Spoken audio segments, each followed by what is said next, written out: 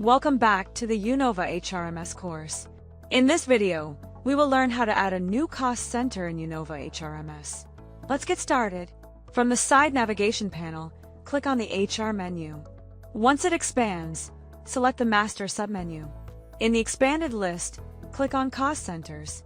This will open the page where all the existing cost centers in the system are displayed.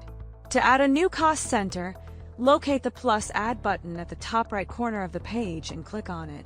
A pop-up window will appear where you need to enter the required details. In the pop-up, enter the center name, which will uniquely identify the new cost center. You will also see a toggle option for Publish Status.